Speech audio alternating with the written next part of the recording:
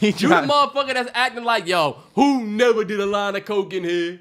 And okay, I never did. You never did, but nigga, you still. You the nigga that did the coke and you like, okay, but you smoke every day. You drink. Yeah, nothing's gonna add up to your coke. You drink a coke every day. That's not healthy. Okay.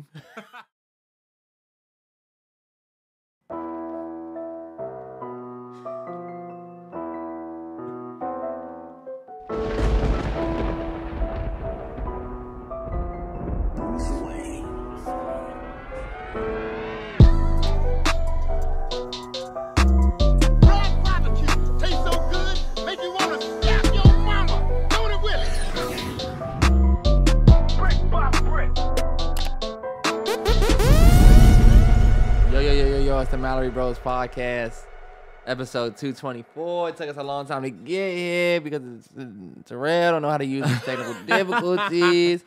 Big shout out to everybody in Chicago. If 224 is your area code, shout out to y'all. Yes, sir. Yes, sir. Happy Tuesday. Hope everybody had a dope weekend. I also told him he was dressed like a youth pastor today. You looked like you was ready for a Jesus is King Chicago, but they canceled. So you said, oh, they canceled? That's cool, because I'll just leave here and go do my podcast. Fuck this nigga. Oh, I'm going to keep this on. Yeah, I just wear this. I just wear whatever the fuck we want. We would. I'm good anyway. But yeah, hey, look, Mallory Bros Podcast, happy Tuesday. Hope everybody's weekend was legit. Terrell, weekend recap before we get started. We know what's coming. Hey, took my son to swim class. You already know. And you know what's funny? I also took my son to a pumpkin patch. Shout out to that brother that I met that watched the podcast, that hears me say I take my son to swim class. He got to literally see me holding my son. And I'm like, this is them type shit. We took a pic and everything. Damn, good brother. Son? No, it was just me, Crew, and he had walked up to us. We was at the swim. Oh, y'all met. You got to meet Crew. You met a legend. Yeah, man. You meet a little legend, little non. Yeah. Oh, y'all see this shirt I got on? This short sleeve situation? Came over here in this joint. One thing about this weekend is that it was abnormally warm. We wore sweaters. We wore hoodie type situation. Hoodie, undershirt. Yeah. To the pumpkin patch. Packed Crew, a whole bunch of different, because we didn't know how it was going to be. We was down that joint hot as hell. I was thinking y'all was going to be out there. We was out that joint so hot, bro. And then today, like I said, today I got on this short sleeve situation and it's 80 degrees today, y'all. And I just feel like, Terrance, remember last year we went to that Redskins game? I mean, with the Washington football team game? That was 2 years ago, but yeah. 2 years ago. We was freezing out there during October. Hell yeah. We was out there joint cold. We used to go in the bag. Let's go by the hot dog stand. I was about to say, getting a Redskin ticket, getting a Washington Commanders tickets right now. Remember I used to always say you want the first 4 weeks because anything after week 4, you're going to go to a cold game. Because that's just how it's always been. Yep. Yeah. So it's some global warming type shit going, y'all. I know we enjoying people online saying, oh, we got some warm days coming up. Okay. I've been feeling like each winter has gotten hotter and hotter. Each winter is like, oh, okay. Mm-hmm. We used to get hella snow on the east side. We used to get hella snow up in the DMV area. 10 inches of snow, 8 inches. It used to be all different types of shit. Have you out of school now? The kids still be getting out way more than we did. But it'd be for like 3 inches, 2 inches of snow. Well, it ain't the same, y'all. And that shit's scary. But other than that, y'all, we kept it chill on Sunday. You know, made some wings. Made wings? That I think are a pretty good contender next to this guy. He made wings, y'all. And you know how you do something? Like, let's say you're a painter or you're a bartender or you're a musician or something. And your cousin or friend does something you do. And they say, hey, yo, I just did this. I'm on your level. Mm-hmm. All right. He's confident about his attempt. We do this. Yeah, okay. I done cooked for events before. When you can say you cook for an event, then you come talk to me like he offended. Then come talk to me. What events you cook for? Nigga. You ain't cook for no event. I did cook for an event. Plenty of events that you would take your black ass through the line with the plate with. What event? Sure, plenty of events. Name an event that you cook for. Your mother's birthday party. I made the fried fish and fried chicken. While you was out back. Hey, what's going on, y'all? Where was I at? I was on the grill. Yeah. You was at the For fryer, respecting my boy. name. You was at the fryer, Made, boy. chicken for, was it? Who Hawking a was loogie, boy. Nigga was pipping, poop patting some sunflower seeds while cooking. I remember that day. And them you know wings what? was Nah, legit. I got And I purpose made back wings when for Thanksgiving. Thanksgiving. You did Thanksgiving chicken. That's heavy. That's a big ass. That's heavy. Thanksgiving chicken, come on. That's the best thing on the menu. Arguably. All right, bet. Now, let me ask you this. No, we never talked about your weekend. What you do? Oh, okay. With respect? With respect. Weekend was chill. Cooling it with the girls that run my life, I would say. But it's been dope. Sunny's getting big, y'all. Sunny's growing fast. I don't know what. Every single day is like learning something new. I would say that. Sleep deprived, I would say that. But look, that's not even worth saying because that's just the life that we choose. That's what I be saying. It's not. I'm not the parent that's gonna tell you, oh, I'm just so tired. I'm so tired. This is my thing. I don't like when people sign up for stuff, but then all of a sudden when it's beating your ass, we gotta hear about it. We already heard about you signing up. You kind of should have been ready for this. It's like the person that has a kid. Okay, so put it like this. I say this. Me and H ain't talking about it earlier. You know that person that you know they're gonna have the worst experience doing something out of everybody just because they always do? Mm-hmm. And then you're gonna have to hear about it from that person. Like we was talking about, it's as simple as people who got COVID. There was some people who got COVID. Oh, damn, I'm gonna stay at home. Then it was that person we all know you got COVID, so you went to the hospital. You had an IV for 2 days. It was just regular COVID? The fuck is wrong with you? What happened with you? Go to the hospital, you. And it's always that one It's person. always that one person. That's a fact. I was gonna say it's funny because now that Terrance used to call me, mind you, like for the last year before Sunbun got here. Terrance used to call me any time of day, hours of the day, doesn't matter. I'm getting calls 3 or 4 or 5 times a day. Easy. In the morning, the nigga called me. Middle of the day, he on the way to the gym. He left the gym, we'll talk. We'll talk at night at 8, then talk again at 11. Then the nigga text me 2 a.m., you up. We talk again. Now that he had a baby, I don't hear from the nigga. Literally. To the point that the Fion sometimes be like, you and Terrance good? And What? I'm like, yeah. Look, yeah. You know you something puzzle you?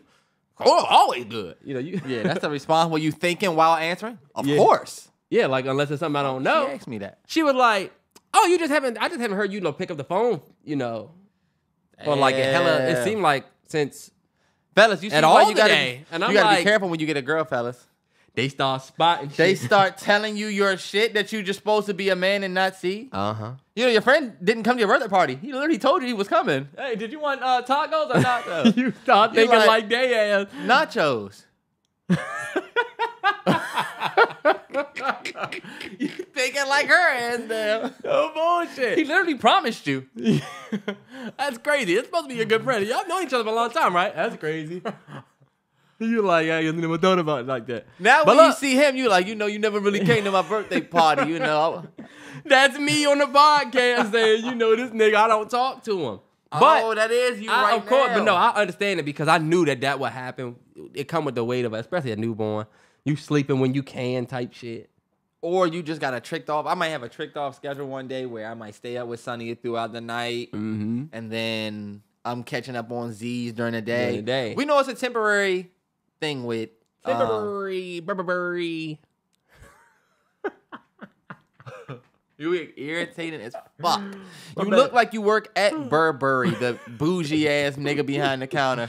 Are you supposed to be here? Can you afford the things here? This is Burberry. Trust me, we're good. Fuck out of here, lame ass like, boy, nigga. you look like you work at the prize counter at Dave & Buster's like shit, boy. You want M&M's, Nerds Row. You bought this shirt and thought you was about to be Jay-Z saying that it wasn't a bouncers and marbles. Here's a jack set. Let me show you how to play. So what color your shirt?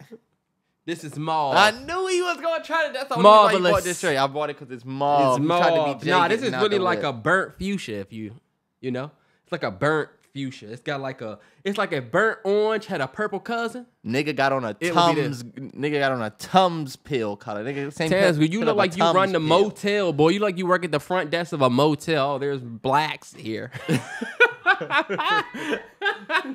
There was a black at the front. Because you know niggas don't go to motels. Oh, my God. Come on, let's get to it. We got a lot to get to. First thing we want to talk about. You went on a trip to a pumpkin patch. Sure did. And Went all the way to the pumpkin patch and didn't buy a pumpkin. This is Terrance and them pumpkin. Yeah, we got this one right downstairs. Mm-hmm. Yes, it's an exotic joint. You look like you know all the facts about this. When you get up there and embarrass your girl. See, I got a girl that don't really care about a pumpkin patch. She don't really want to go to a pumpkin patch. She good with me giving a pumpkin from the child.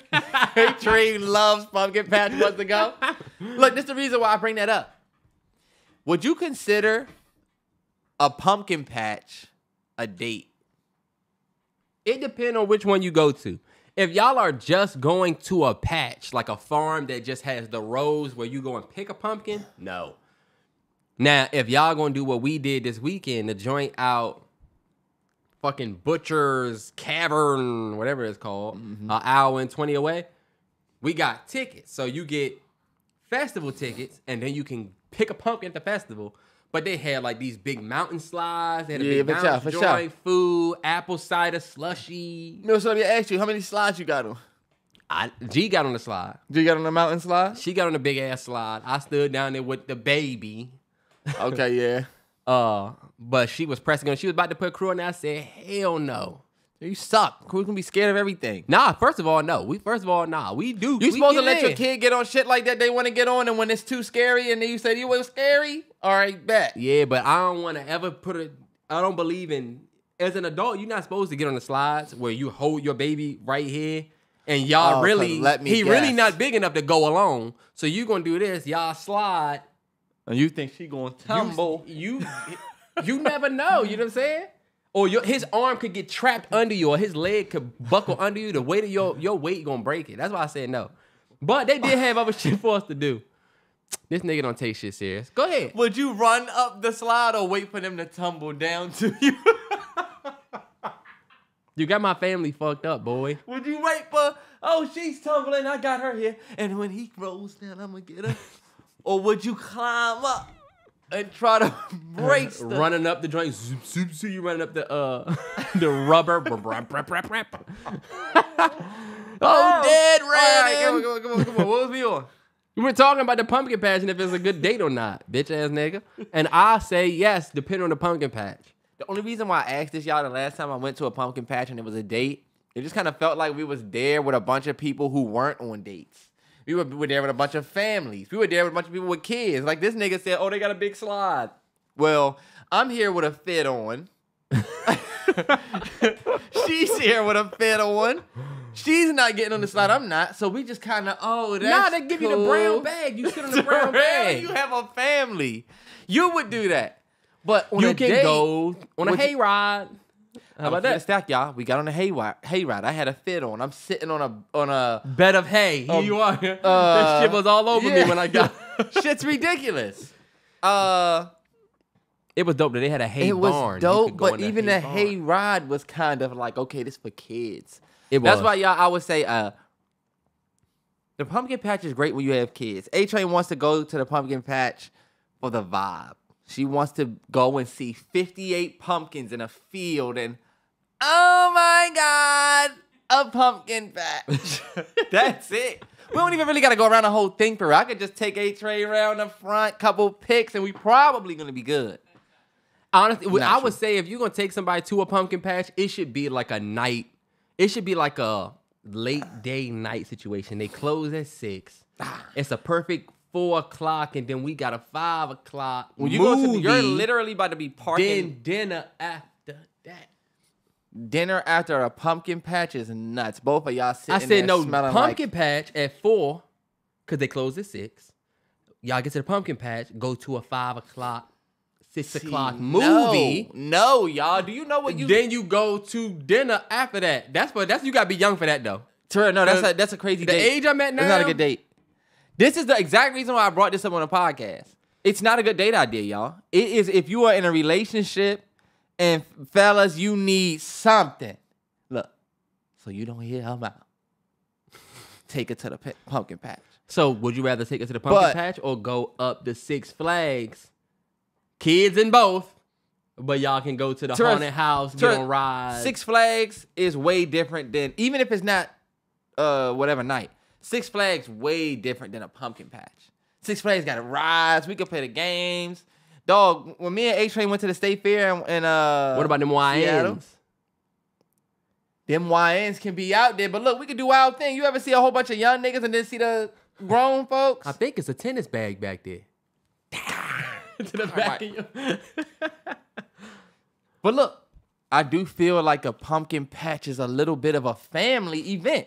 I really feel like, fellas, if you were to take a girl that you like to a pumpkin patch, it's going to be dope because it gives y'all a sign into what it's going to be like if y'all do have a family. Nah, yeah. Y'all going to be waiting in line behind kids.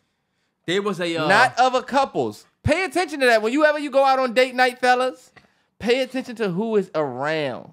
When you go to the movies, Terrell, you in there with other couples. Yeah, we probably get the, y'all got the pork bean. Yeah, we gonna get the pork bean and fried rice bean. Oh, that's whatever he go. We don't. But it's another couple in there. Okay, yeah, he never pays for me when I come. Ha ha. We both sit here and watch the movie because that's it. At the pumpkin patch, you're behind little Timmy and Sarah, and he wants. And these motherfuckers get to screaming, yeah. Fucking caramel popcorn and. Oh, that's the thing. They got dope situations like that. So it's a lot of places you can sit. They had a corn maze.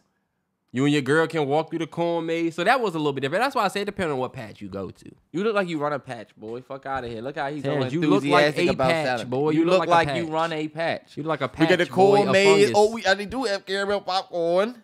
This nigga you dress like mold. People see you and go, throw that out. You dress like mold, Terrell. Terrance, mold is black. Your black ass better know that because you better make sure you ain't got nothing growing in here.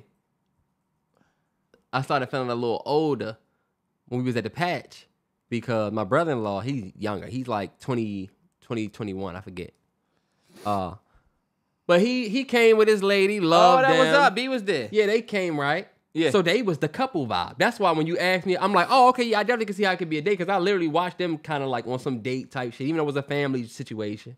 You know, my sister, my nephew, my brother, and my niece. Oh, that's a be family. There. Yeah, that's it's a family situation, but they still got to break off and do the corn maze shit. Oh, okay, yeah. They went and got drinks, you know what I'm saying?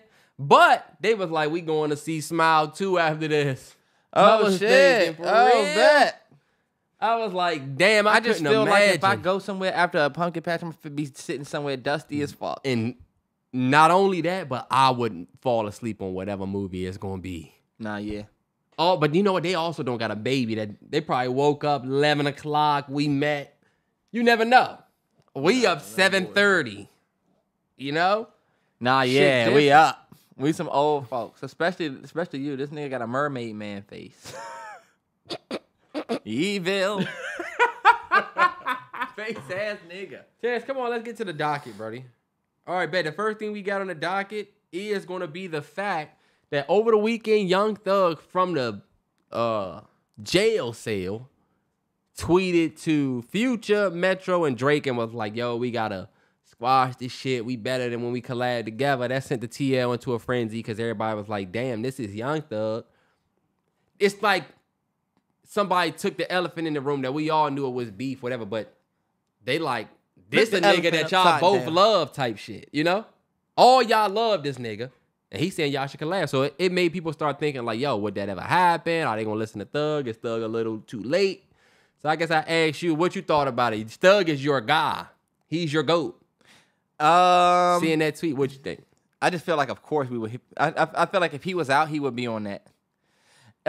One of the most dangerous niggas in Atlanta. One of the most dangerous, well-respected niggas. Thug. Always been. Like, y'all don't realize, like, Thug would not be able to be Young Thug if he was just a nigga that was talented at music. Does that make sense? Okay. Why are you talking about that? Why are we talking about what's on my man Jack? I only say that because that nigga's looking at life in prison. Still.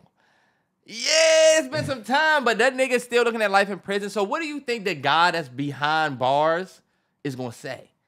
To y'all, yeah. You know, we need to keep doing this shit, y'all. Hey, look, when I get out this motion, of course, this is no shade to him, but to me, I think for what they did before he went in and then you go in and then you find out that it's beef, I'm a real street nigga if I'm Young Thug. Okay, so what it is. If it's over a female, oh, okay, well, then that tweet probably definitely We can squash. It's like, come on, we can squash that shit. Fuck that. Let's get to the M's, because niggas ain't going to care about anything end of the day. And I think that's the biggest thing that we learned from the entire beef, y'all. You don't care. You're saying it, but you actually do not care. The people who are Kendrick fans that say Drake is a pedophile, oh my God, he's a pedophile. Do you run to the radio and turn Drake music off? Or do you just think, oh, there goes Drake that I don't like? You see? Nah, yeah. You really don't care about the pedophilia part. You only really care about the beef shit. That's what I started to learn. Like, people do not care about, like, the facts of shit. Oh, Drake's a pedo. Okay, but you don't really care about that. You're not gonna, like, you don't really care about that. Y'all be pump faking. So all I'm gonna say is, like, end of the day, nobody's gonna care about this little feud that Drake and Future had. Okay, what'd he say? Shit with Future got me in my head. Something we ain't never really Future been shit made through me it. sick to my stomach. We ain't never really been through it. We all heard that and said, there's some hope. There's some hope that they could come back. Crash. Because guys, I'm gonna keep it 100 with y'all. Guess what? We like Wait For You. We like I'm On One. We like Life's Too Good. We like all y'all collabs more than we care about y'all beef. And that's the fan perspective, though. So you see, you're right about a fan And that's what perspective. pays bills. You're right. But I want you to take it to like, okay, cool. Let's say you Drake or you Future or you Metro. Because this is my thing. Yeah. I feel like the Future and Drake's situation, especially if it's over a girl or, you know, something like that, that could be fixed. Yeah. Metro is where I don't know. Because Metro kind of leaned into a lot of the stuff that they were saying about Drake. Oh, Metro's definitely It seemed done. like they had a little bit more of a feud. Lil Wayne, he a fucking lame. Like, No, it no seemed like bullshit. they had way more friction than even Future. Nah, yeah. I think definitely that. And when you think about it, Drake didn't really come out of this joint scot-free.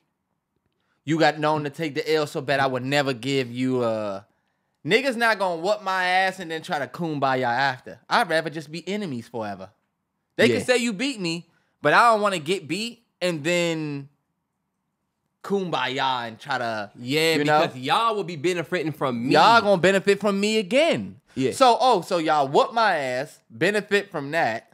I get buried, but since he's not dead, maybe we shouldn't have beef with the nigga at all. And we hop on a track. Nah.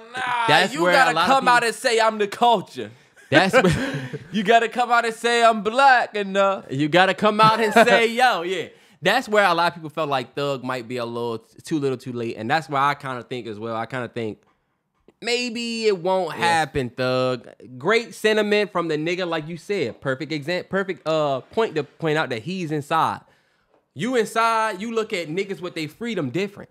Yeah, like it's not At a worth certain it. clip, especially when you're older, you got kids, you know what I'm saying? So he probably thinking about shit a little bit different. I just don't see a nigga like Drake ever letting anything go. And then I'm not all the way too sure if Metro gonna let shit go and Future gonna stand with Metro. That's his guy. 100%. That's just how it happens. Cause Drake got a lot of you. Drake, you did pop a lot of shit. We did the Future shit made me sick in my stomach. Wasn't just it. Nah, yeah. It was the whole I'm good at Tokyo because I'm big in Japan. The whole shit with the girl. I don't know if her name was Tokyo or Japan. One of those, but like it's definitely a woman involved between the three of y'all. Definitely. And I don't know if they're gonna be able to get past that. But put y'all thoughts in the comments. What did y'all think about that? I don't see it happening, y'all. A tough one. Just staying on hip hop, Glorilla, somebody who I've championed for, I would say since the top of this year, put out the biggest women hip hop album of 2024, selling 69. We're gonna round it. 70K 70,000 units first week. Beat Meg, and it's funny because a lot of people were talking about how she opened for Meg on Meg's tour. Wow. This Meg past tour, she was like one of the openers. I want to keep this 100 with y'all. Because this is the main reason why I wanted to bring this up. This is not because, and I hope that everybody sees this. This is not because all of a sudden Glorilla is a lot more popular than Meg Thee Stallion now. This isn't because Glorilla said some shit that made her go viral, or she got some fake buzz from somewhere, or she had this person on the album. She literally organically sold 70K first week and put out the biggest women's hip hop album for first week sales in 2024 from the fact that the music was good, y'all. It has nothing to do with buzz, nothing to do with this person on it, that person. It literally was just, oh, you know what? This shit actually fire. And when you listen to it, I feel like she stood very, very tall on that project. Taller than people she had on it, like Lotto and Meg. I felt like even with them on it, you know how it's like, oh, yo, this person's a smaller guy, but that feature. Yeah, you got a Kendrick feature. Yeah. It's going to be a big difference. She definitely held her own. She held her own, and arguably, in my opinion, she stood tall. I told Terrell since day one, I've said this, Glorilla she has something of a factor. I would say it's the it girl factor with the music for this generation. I feel like they banging with her ever since that F-R-E-E nigga. For you know how you said, oh, you know what? That's kind of clever. Yeah, but you know. Yo, I'm telling you, they thought she was going to be a one-hit wonder. She has kept that same shit going from day one. She can connect with the folks, with the music. I think Glorilla, especially we got to watch kind of people count her out. When Sexy Red took off, people was like, oh, it's over for Glorilla. Quick. Yeah. Lotto was doing her thing. She had the little spout, what I think Carisha and them, JT and them, I don't know which one of them said something to her, but it was like, damn, you know what I'm saying? Like, she always popped her shit, but she come back with the TGIF joint. She got the Hold On Hold joint. She got the Procedure joint now. Now she got to let her cook. You had the Tomorrow joint. Let me tell you, Glorilla arguably has her wave huge. Even when I look at somebody like Lotto, did Lotto have a wave like this? Yeah, Lotto's album didn't do as well as... No, I mean wave. Lotto was a new artist 2 years ago. Terrance, I would say yeah. I don't think Glorilla is not a new artist. Glorilla been out for a couple of years like Lotto. 2 years. This is her sophomore year. They both came out around the same time, if you ask me. You're not going to say that Lotto and Glorilla came out at the same time. Because if Lotto get on the track with Glorilla, you're going to say that Lotto doing Glorilla a favor. I would not. They the same level. Terrell, it's Lotto Glow. It's like Nicki, Ice Spice, and Cardi are in a certain bucket. Meg and Lotto are in the same bucket. Meg and Lotto. No, it's Nicki, Cardi, Meg, and then it's the Lotto Glow. Terrell, and then it's Ice Spice. Terrell, Lotto was out long enough to be called Mulatto and then change her name to Lotto. She been out for a minute, but all right. She definitely been out a little bit longer. Glorilla, but I don't think she had a wave until recently. Like the last couple years, they both caught their wave. I think Glorilla's wave is just bigger and going stronger. Y'all said that it was going to end, but guess what? I don't think that it ever Why really she can't have her wave without down. you trying to step on Lotto's wave? The only reason why I step on Lotto's wave is because I'll say this, and this isn't no shade to Lotto or any of the other because Lotto put out a good women album rappers, too. But I do think a lot of the Glorilla gonna be a one-hit wonder and all of that stuff. I think a lot of it came from likability and not music. I think the reason why a lot of people were saying that about Glorilla is because I don't think, and this is no offense to her, I don't think that people were looking at Glorilla the way that they look at women rappers, which is as a sex symbol. And you judging them for their beauty and stuff like that. I think that's true. Glorilla was judged strictly off the fact that she came up with a little tricky hit, but she gonna have to come up with another thing like that because you might not have thought the you OG don't have the Glorilla light skin, pretty privilege. Yeah. I can, fat ass. She don't got a BBL. None of that. And this is why I feel like Glorilla's buzz is the most organic because she really not running with what she knows will work.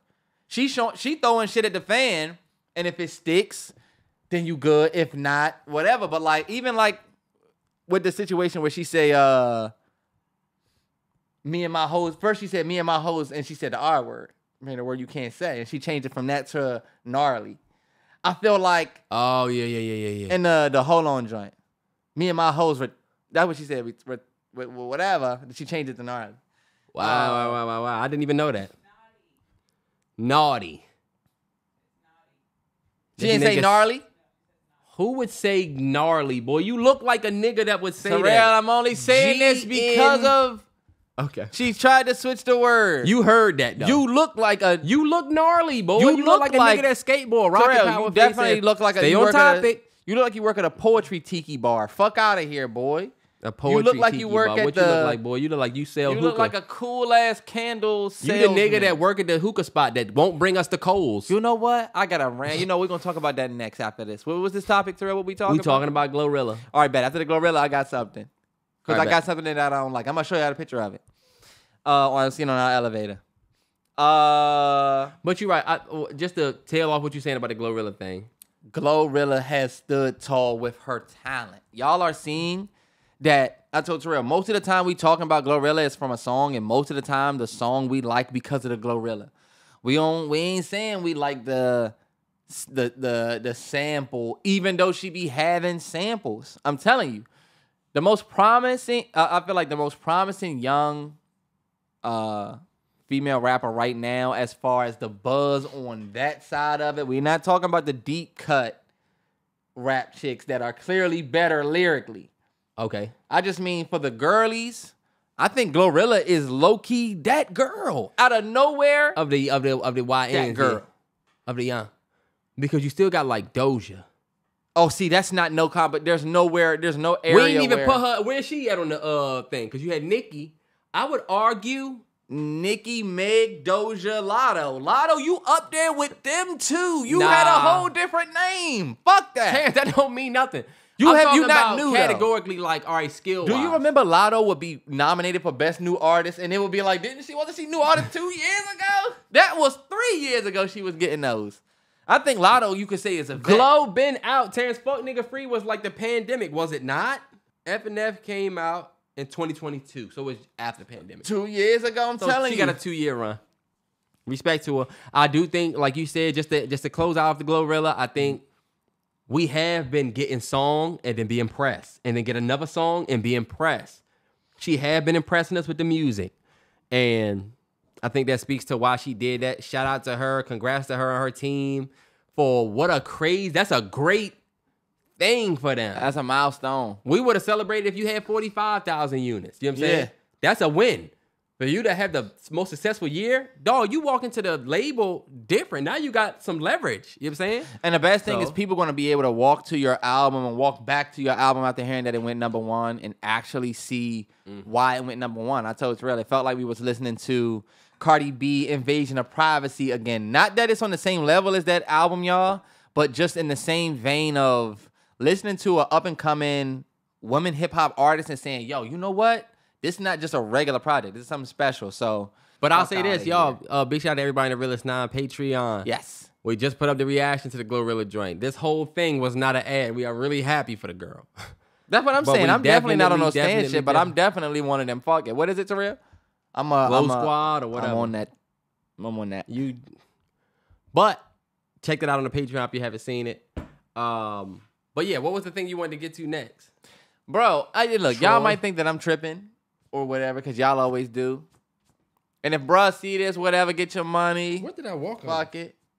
Walk under something that put something on my shirt. Go ahead. Nigga walked under a cherry blossom. Fuck out of here, boy. The fuck was you at with that shirt on? Nigga looked like he was at a brunch with this shirt on as a DJ. 100% might be. Cleaner than you, boy. You was at a DJ at a rosary like you sell brunch. DVDs like shit. You got that avatar? You don't even got shit that came out weeks ago. He's a DJ, but he not playing like hip hop and R&B. He's playing like smooth jazz. Hey, Trinata. That's my vibe. All right, look. You said shout out to who? What? We got an elevator. In the elevator, they have little things you can put up as like for. Oh, in the little slot. Or no, they got like a little joint, like an event joint. Yeah. Uh-huh. If you go out there, Terrell, you get on one of them elevators. I'm gonna tell you the one to get on. It's a dude with a massage service or whatever. Come get a massage, right? I'm about to show you that. No, I saw that before. He's done this before. I said, I want that joint where they training. I said, and she says, "Oh, look, complimentary massage or some shit." I look and I say, okay, so like, what the fuck is up with the promo of this? For y'all, I'm not gonna put it on here. It says complimentary massage demo. Enjoy a nice 10-minute massage. Cite your specific massage choice. Look, site specific massage of choice. It says the location, quality service, attention to detail, relaxation at its best. It don't say nowhere on here the type of massage you could get. Hands, He just feet, said legs. massage. Right. Site massage. Cite your position. So whatever you want, we can do. For is 10 what minutes. he's saying. For 10 minutes. Right? This is why I told A-Train I had an issue with this. On the... I don't want niggas to see it because I don't want to air niggas out. On the flyer, it's just a picture of bruh like this. So, like, I told A-Train, were you supposed to see his face and then want to go and cite the massage that you want? I said, what the fuck bullshit is this? First off, I get it. Whatever, get your money, you doing massages or whatever. But I told A-Train, don't, if you're going to say, okay, we're going to do custom massage, you might show massage and a hand, massage Or and the a person foot, with their face showing in the joint. Showing where we do it. You got a selfie of you. And then, look, at the bottom, relaxation at its best. I said, you would never come home and tell me you going to this freak-ass nigga. Do y'all know he's in a tank top, Terrell? Did you see that? Oh, he's in a V-neck. He's in a V-neck. I don't trust nobody that still wear a V-neck in 2024. I don't V-neck, trust a massage face nigga that's got a selfie on and he's got a... He is... And look, this is a complimentary, which means free rubs. Yeah, because I respect what he's doing, though, because you do the complimentary 10-minute joint, and then if they want to book you for an hour massage or longer, right? Relaxation at its best. Or if they like the nigga's face. They want to see who's going to give them massage. Yeah, it might be some freak-ass drinks out here that might say, you know what?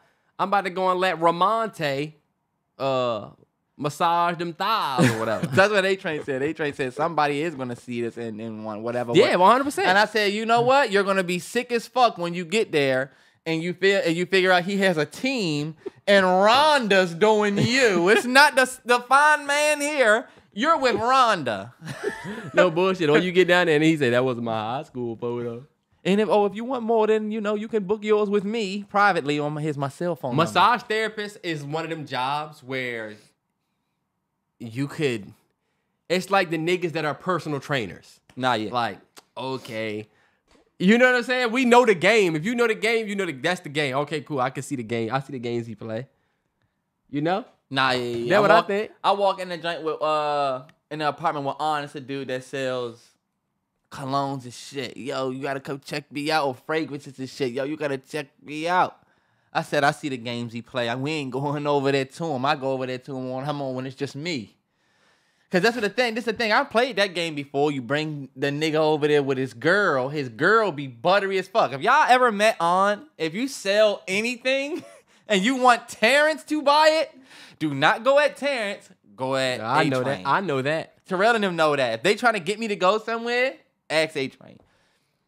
Uh-huh. That's why I said I walk over there with A-Train. She's going to say, this smells just like... There's and things... now he's sitting there like, yeah. Uh-huh. Nah, bro, we good. I don't want to be walking into my place and it smell like you. Because every time your girl says, it smells so good. It smells so good. And then you think about that, Now nigga? I'm thinking, yeah, I guess it does smell pretty good in here. See, Terrance, you got some inner issues. You got some deep shit within you. Think about it, ladies. Kendrick need to make a Meet the Grams about you. Ladies, your man brings home a candle from a coworker at work, and he keep talking about how good it smells in here. Oh, my God. Drop his bag. I just walk in, it just smells so good. You know it's this bitch, man. You trying to be cool. It does smell really good. It smells really good. What That's if night you one. also enjoy the scent? Y'all both walk in like, damn, bro actually had a great scent. That's why I said Candle night that he one, sold you us. put up with it. It does smell really good. By the time that joint get down there, You're you see like him- these niggas Terrance online. I don't know what's wrong with niggas I'm so online. stressed out. You know what? I know the most perfect thing that'll calm me down. You see him grab the candle. Now he's at the bottom of it. The damn wick burned out. You gotta bring the wick up. Damn, he mad as fuck about the candle. He gonna go back and get another one from old girl. Damn.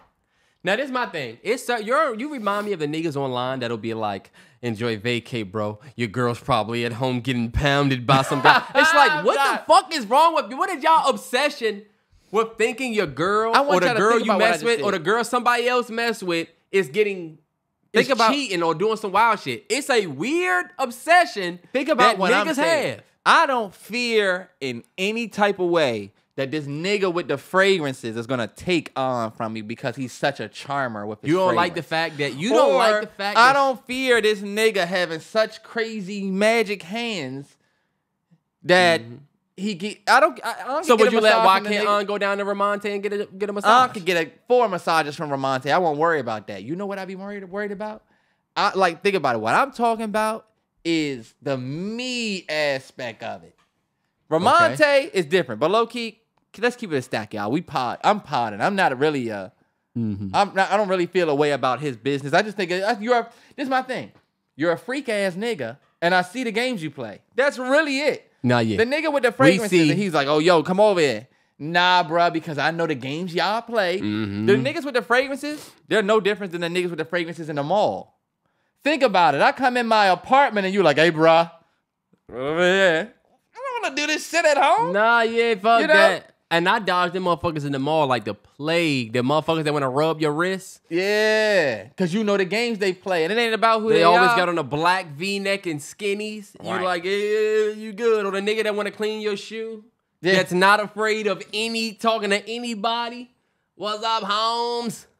What's up, Holmes? Let me get you because you already got one busted shoe. So I'm going to get this one clean for you. Other one's still going to be busted unless you buy. Guess what? He be right. Nigga, they clean one of your forces. You gotta pay for that second shoe to get clean. So you can walk around with one clean shoe if you want. When they meet the trigger, clean the other one. I swear to God, I'll go to my car and come back with your money, bruh. I even give you my wallet to hold. The nigga never comes back. Give you somebody else. He gave you a nigga's wallet he took. All right, bet. Moving on. So, I got us. Kendrick Lamar did an interview with Harper's Bazaar. And let me just say, the photo shoot was fire. Right in front of the Lord, like he was in front of a Monte Carlo. Yeah. It was very West Coast. I love the joint where it's like him in front of a bunch of, what was that, like the one where he was in front of all of the tires. Okay, yeah. That was my favorite shot from the joint. It was a great shoot. The interview itself is what kind of stirred up the net. First, because he chose to do an interview with Harper's Bazaar that SZA conducted. So, you know, it kind of felt like an in-house thing, but it was still Harper's Bazaar. You know, a lot of the hip-hop media was salty. Elliot was salty as fuck. It'd be nice to see rappers go back to, you know, hip-hop mediums just to hear from you. You know what I mean? When we hear from the Beyonce and... But where... So not Beyonce, but when we hear from a certain artist and it's from a...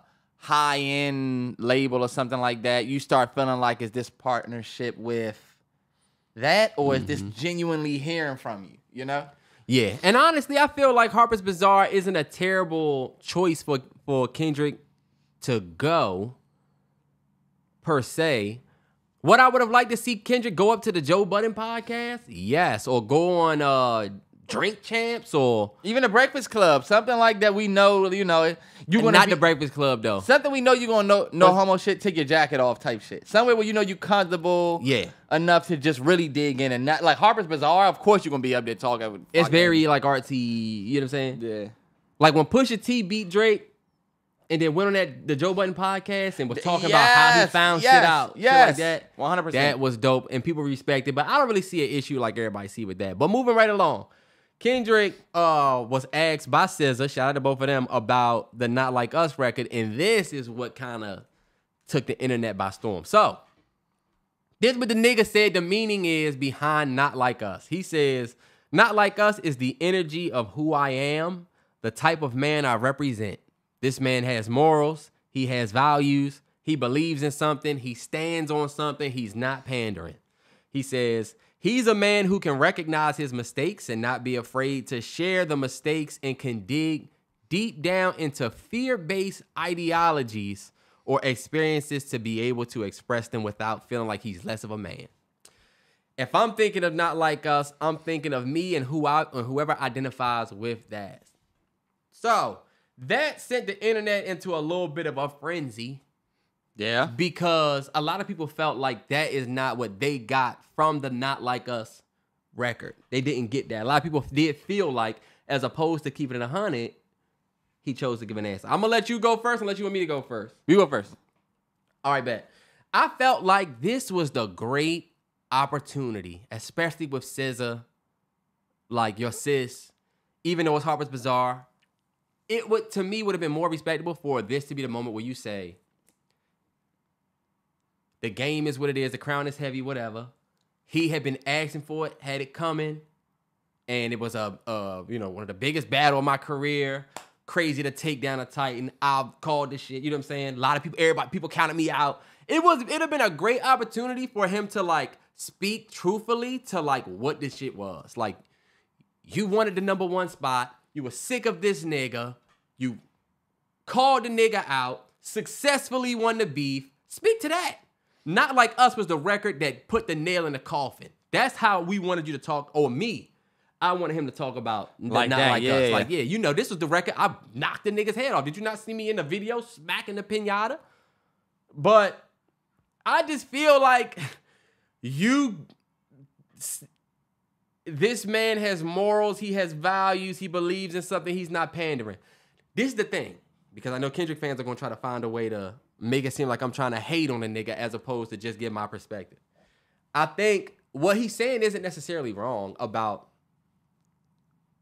if he believes that's who he is as a person. It just don't have nothing to do with Not Like Us, because we all heard the record and lived through the battle with the nigga. A fact. That's it. And I just think it was a great time. It would have been a great time for him to be a little bit more truthful about it, instead of trying to get so, like, now you already have a hypocrite narrative where people are like calling you a hypocrite. Mm-hmm. This don't necessarily help you there, because we didn't see this person that you're talking about via the record, but you're just saying that. So, I mean, it is what it is, man. I had one more thing that I wanted to say. He believes in something, he stands on something, he's not pandering. And I just felt like he was pandering. I felt like you're pandering. You saying this is you pandering to those. Oh, he said he was a hypocrite, y'all, in 2000 and whatever. So what? He said, this is you saying, oh, he can recognize his mistakes or whatever. This feels like you talking directly to your fans that know. This is you going against those narratives. That's what I'll say. So it just didn't feel authentic. I feel like it's a misstep. I will definitely say I don't think that Not Like Us is what he made it out to be. I definitely feel like it was the very, PC way of answering what is Not Like Us. It's your #1 song. I totally understand not wanting to get up there and saying, like you said, oh, I took down a giant. I took down a great. Yeah, he challenged me. People thought I wasn't able to do that. If he gets up there, then he makes himself look smaller. You look like the guy that's celebrating that one win. You know he's got to celebrate this the same way that Pusha T celebrated it. Because Pusha T was more of an example of, this was a big map, on the map level win for you. How do you feel about that? Just a regular shit that I always do. Because if I show how happy I am about this win, then I give, then I give validity to this nigga's upcoming rhymes, which is, niggas got to use me for their own game type and shit. I do get that. Yeah. But the question is literally about the kill shot. But yeah. It's almost like if they asked Pusha T about the story of, you know what I'm saying? And then he chose to not say. It's kind of like, yo, cool what you saying interview-wise, but the question being about Not Like Us. And let me see that real quick, because he says, Not Like Us is the energy of who I am, the type of man I represent. This man has morals. He has values. He believes in something. It's like he stands on something. He's not pandering. I don't think that Not Like Us was pandering. Yeah, I don't think. I don't think Not Like Us says that he doesn't have morals or values. I don't think Not Like Us says that he doesn't believe in something.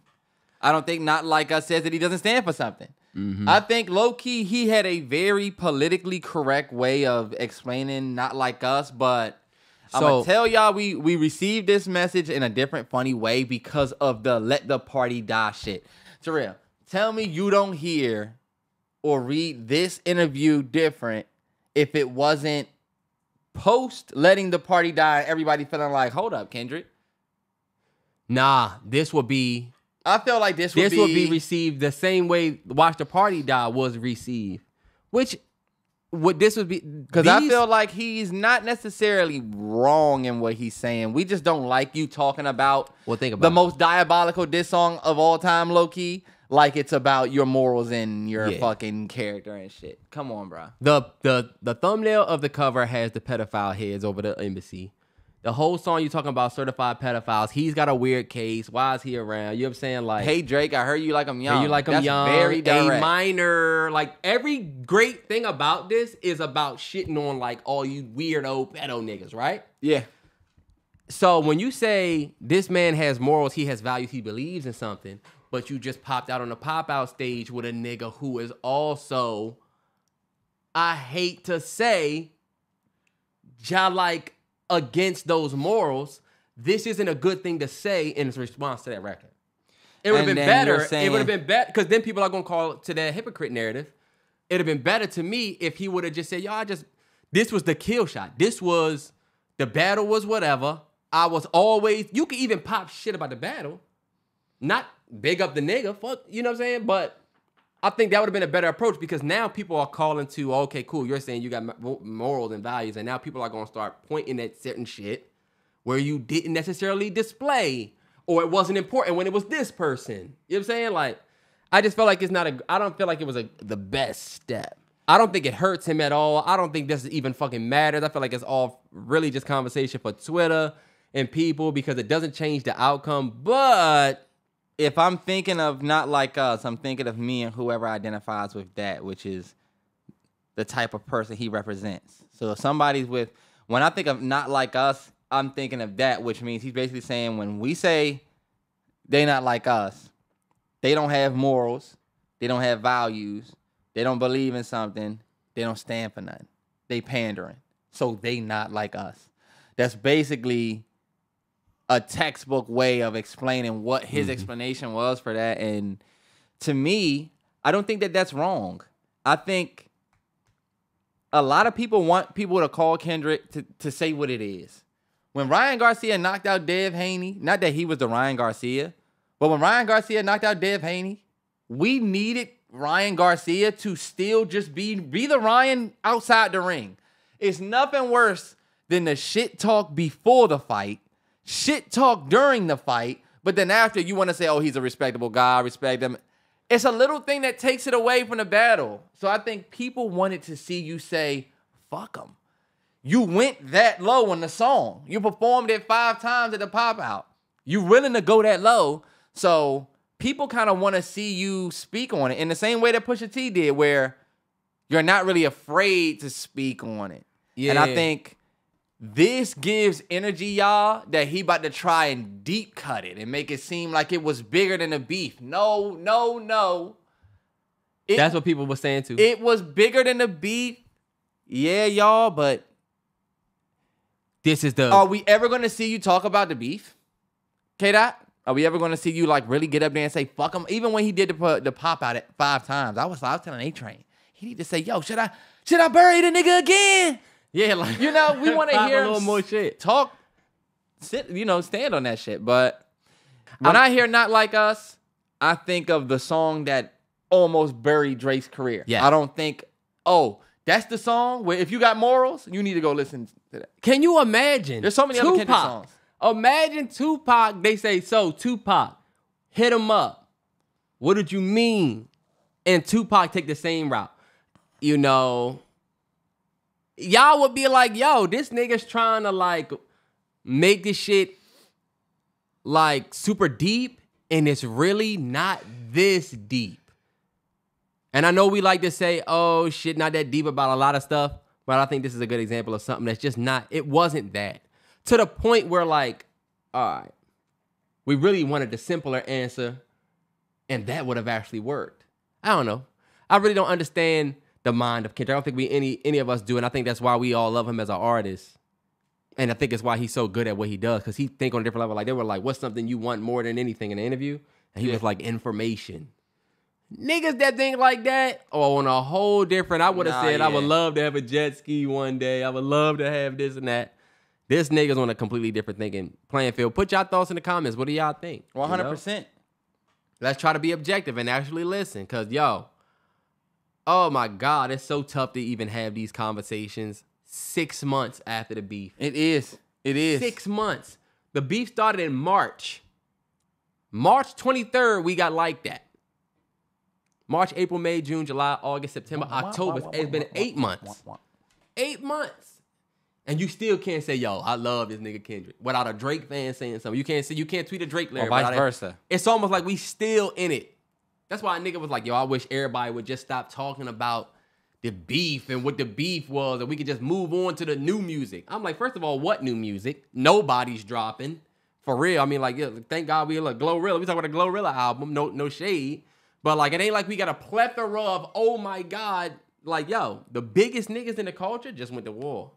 We still talking about Tupac, Biggie, Nas, Jay, and that shit was 20 plus. We gonna talk about this shit for 20 plus. We're gonna talk about this shit for a minute. Get used to it. It's gonna be a conversation. Moving on, I have to show you this Jaden Smith clip. This nigga Jaden Smith is putting out a project called 2024, a case study of the long-term effects of young love. Y'all know Jaden Smith I think he was with the girl. They broke up. I don't know why they broke up. I think he cheated. That what they say. We don't know these motherfuckers in real life. We can only go by what the internet say. But this nigga did his interview with Complex. It's only like a 50-second clip. I need y'all to hear this because when I heard it, I was like, all right, this nigga kind of wildin'.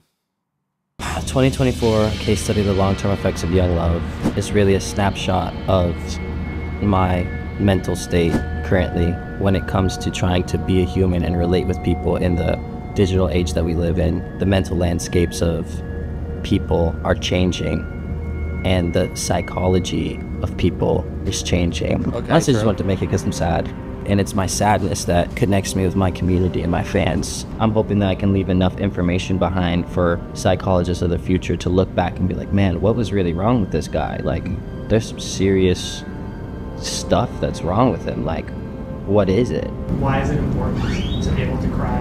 I just think that you'll just fill up with water if you don't. I think people will just fill up with water and drown from the inside. I think that it's important to cry just to get water out of your body. I'm gonna keep it a stack with you. What do you think about that, Terrance? Nigga. DK? I think he's not necessarily wrong in what he's saying.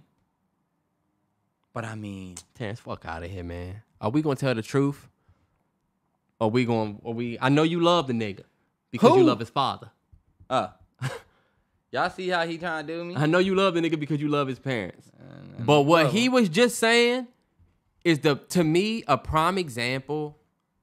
I'm not taking anything away from his depression. I'm not taking anything away from his sadness. But come on. You asked me. I'm going to let you go. Now, be honest. To me, the nigga said he hope you don't run out of water. What do you say your body going to fill up with This is an water? example of why that Joker movie, the first one, went crazy. Because, like, everybody has dark days. Nobody wants to talk about them. And when you do, it comes across like this. Where, think about it. When I think about you talking about your dark days, it makes me think about my dark days. And I don't think either of us really want to talk about it. When you think about, when you overcome some shit, sometimes it's a lot to talk about. But then think about if you never overcome some shit. Then it's hard not to talk about. You hear how he said, like, this is about my sadness. I'm really just making this because I'm sad. That sucks. Because that is the root. The root is, if you feel like you're a sad human being, then you know how they say, well, look at your dad. And that's another thing. Will Smith is like the happiest. I just love life and my life is going so perfect. Your son is out here talking about how he's sad, you know? Not necessarily saying that speaks to anything because I'm sure I won't be able to control Sonny when she's fucking 21. She's going to live her own life. We don't see your dark days, or we don't see the Will Smith. He's happy because we always see him that way, but we don't know what his dark days he's going through. He might have some. You're right. Oh, I'll say this about the Jaden Smith thing. People have shown that they resonate with sad shit. And I feel like he's somebody who I do think studies the digital age. I'm out here with people in the digital age. I feel like these days, y'all, it's a lot. This is going to sound fucked up. It's almost like it's a lot cooler to be sad. Because I'm happy. If I play that song right now, A-Train will run up out of here like somebody was. Like that's not because she hates happiness. But it's because the song was bled to eternity. She hates that song. And I'm like, if I fucking hate that song. She probably heard it for 30 years because straight. Think about it. And it was the most because I'm happy. Like, no, I'm actually not happy. That's why you think a lot of people will be, just not A-Train. A lot of people hate that song. And Gigi hate that song too. I was getting ready to play that joint for Crew. She was like, fuck no. Think about it. Like, why? I feel like the world knows that, like, screaming, I'm so happy to the mountaintops. We all know that's bullshit. You just saying that. We all know that there's so much bullshit going on in this world that sadness is more relatable. And I think you're starting to see artists realize, oh, yeah, this is my whole album about being sad and being sadness and about how life is just, really not enough. And I'm hoping I'm leaving information back for a scientist. Nigga! That's what I want. There we go. You're doing this because right now, there's really nothing, not necessarily saying he's not sad. You're only doing this because now it's a cool thing to share your sadness with the world. And y'all, it's not a bad thing. I don't think this is a bad thing from him at all. I just, we see the games you play. It's not even necessarily a game. We know you doing this because, fellas, think about these niggas out here painting their nails and you wearing a dress and all of this. Well, I'm just really in touch with my emotions. Kendrick was just talking about. They asked him about femininity. It's definitely a popular thing to talk about, like the different the spectrum of that is life. Me and A-Train, of course, with this new baby, we've been trying to kill time. We watched Love Is Blind, right? We watched the last season, so I don't know why I'm saying that like we didn't want to watch the shit. We've been watching since the last joint. I told A-Train my issue with Love Is Blind is nobody really talks like a regular human being on that joint that's really living a regular life. Everybody is talking about how insane it is, this experience. Mm-hmm. And if you watch Love Is Blind, you know what I'm talking about. It's like a lot of, I just can't believe that I'm here with you right now in this moment. And I told A-Train it's a whole lot of... Oh, they out the pods? Even in and out. It's the same shit. And it's a bunch of dudes talking about like... how, I'm just more in touch with my emotions. The dude kept saying, I told A-Train, I hated the dude, Tyler, that kept saying, she just makes me feel safe. You just make me feel safe. The fuck does that mean? I'm sorry. I told A-Train it's going to sound negative. Do you mean it's going to sound toxic masculinity-ish? Maybe it'll, yeah. Telling a girl that she make you feel safe just sounds like some player shit, and he ended up being on some player shit. That's why I told A-Train I knew it was bullshit when you keep telling her. Like, I feel like it's trendy these days, y'all, for a man to be more in touch with his emotions and do more feminine / emotionally vulnerable things. That's why you see Jaden Smith doing this. I'm telling you, from the painting their nails to wearing girl colors, it is all a trend of a softer male. Because we got such hard men, I feel like, that have just fucked the world off. Watch, y'all. By the time we get older in 15 years, I feel like the hard man gonna come back. The hard, you still, like, you know what I'm saying? I feel like you're gonna start to see the trend go back. Because trends used to be clothes. Now a trend is an aura. Now the aura is a trend. Now, a lifestyle, a whole way of living becomes trendy. Yes. Now it's not about you dressing like this. The schoolgirl. Now it's you really are a schoolgirl. And now it's not that you dressing like a hippie kid. Now you really are a hippie kid. You gotta be everything through and through. You can't just dress and look like it. Kanye was dressing like something he really wasn't. That's what made it dope, you know? Mm-hmm. Like, think about Wayne went the skateboard route, really was skating. That's why the shit went downhill. Nobody wears truck fit. Why? Because, oh, okay, nigga, no. They also just wasn't the best You tried to collection. Because think about it. He tried to things. spread a lifestyle and not an aura. You tried to spread it, or I'm sorry, you tried to spread an aura back when it was cool to just spread a fit. Mm-hmm. Now, let me just say this about Jaden Smith. I feel like this So, is boss, the I'm gonna run this way real quick. right bet. I feel like this is the most like you think you're so interesting and you're really not that interesting situation to me. And I'm sorry that I received this way, did this way. Jaden, if you're watching this, I love your whole family. I love all y'all. I feel like I could just hug you motherfuckers. Even they damn yeah. So it just comes off like a little like out of touchish.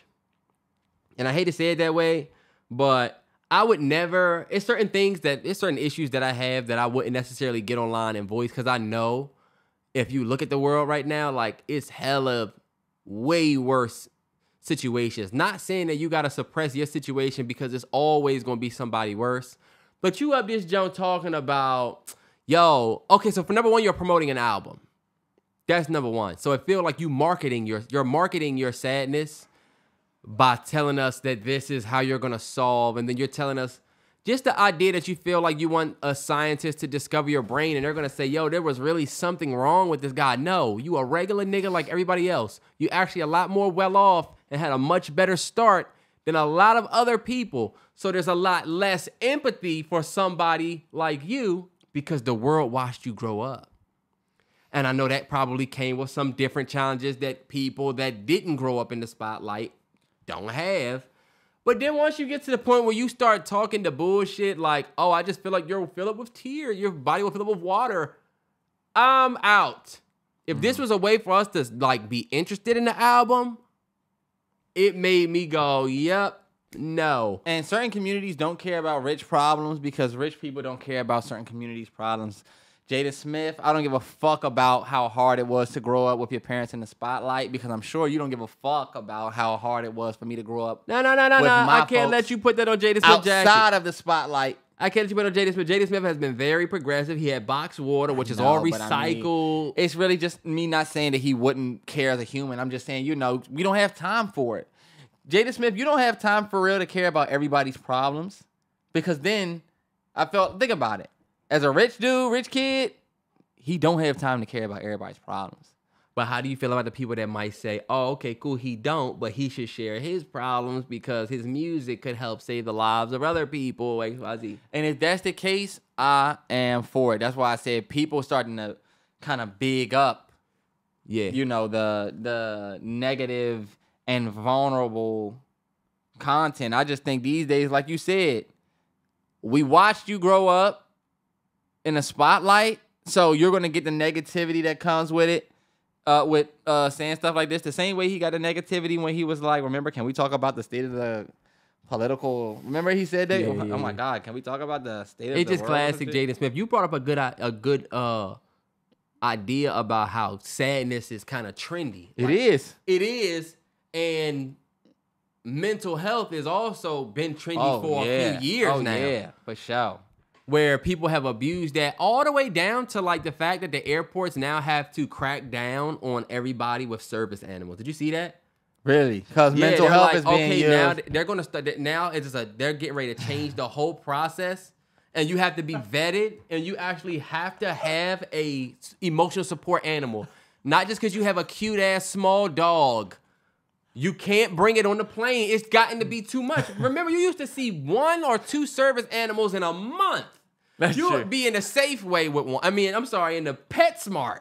Still appropriate. Now there's service animals everywhere. Now there are service animals everywhere, and something needs to be done. A service animal walking right up ahead, Terrell. Ella's not service. And guess why? Are you serious? You know what? Has it exactly for what you said? I have chronic anxiety, and she helps calm me down on the road. What the fuck she?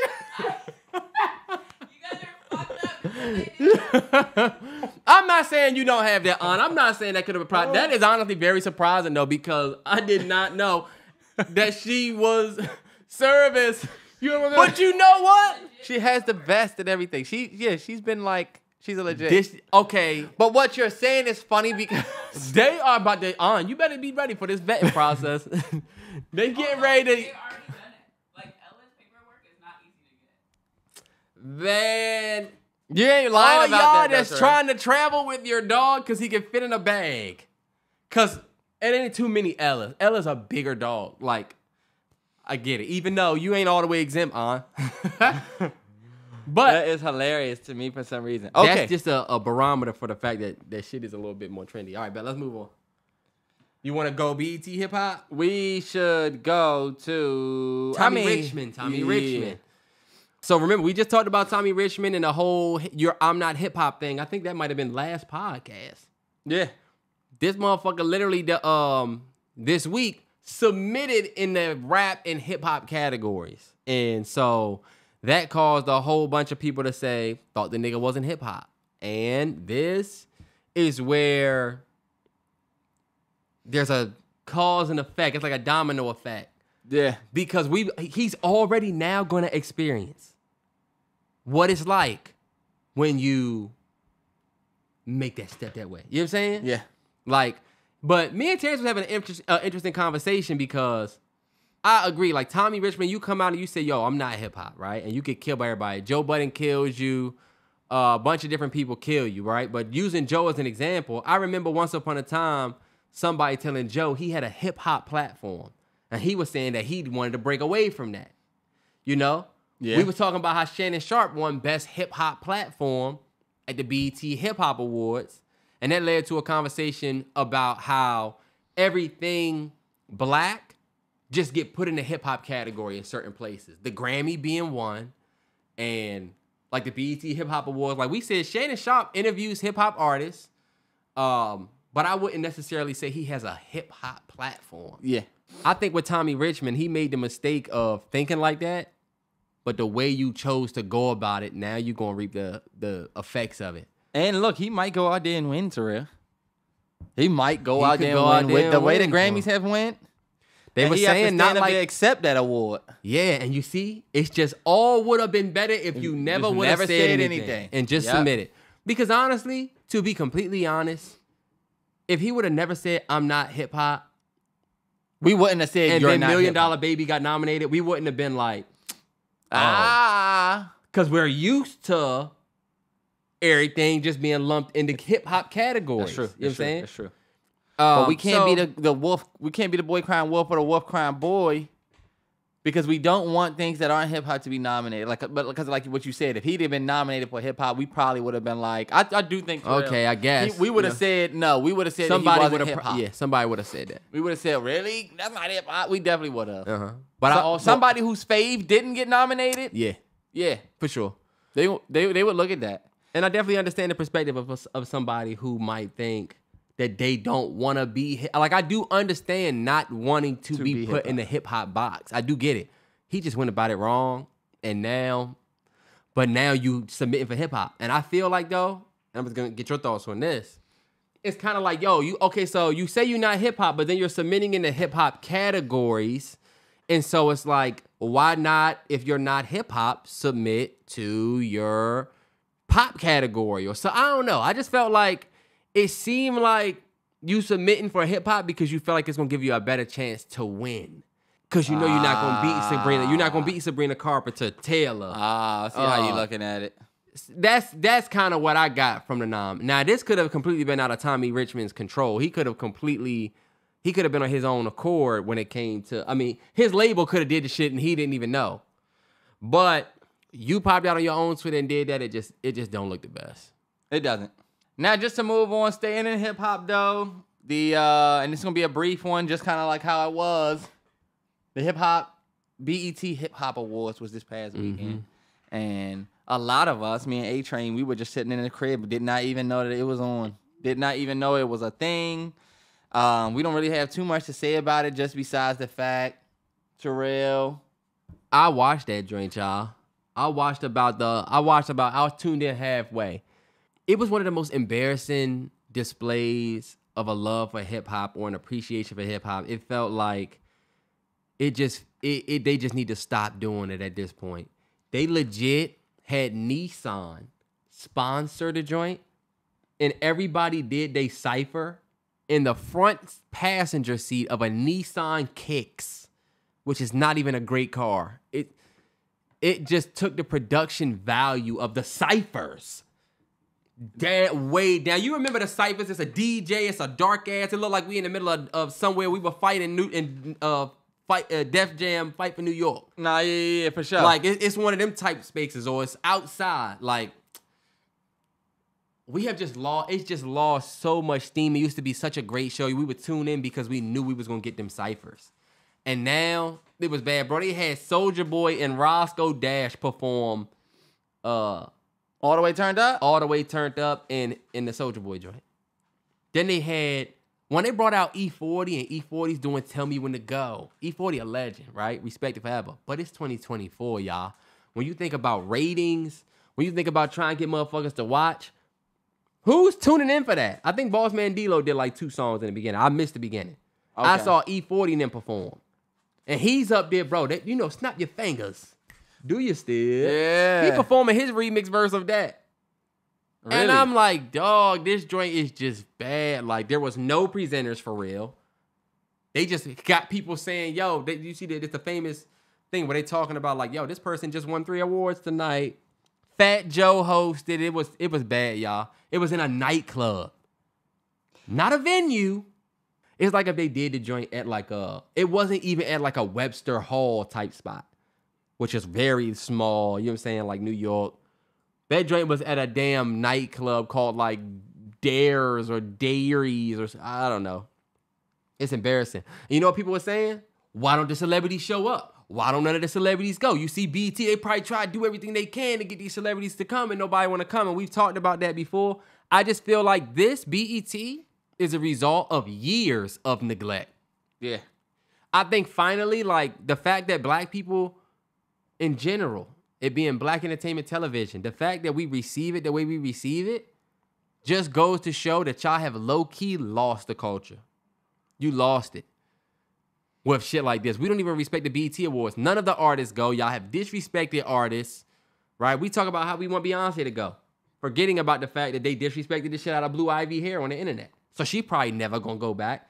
Like, BET has made misstep after misstep after misstep, and I feel like that's the reason why you're in the boat you in now where you can't get nobody to come out for real. Y'all can't even get Drewski to show up.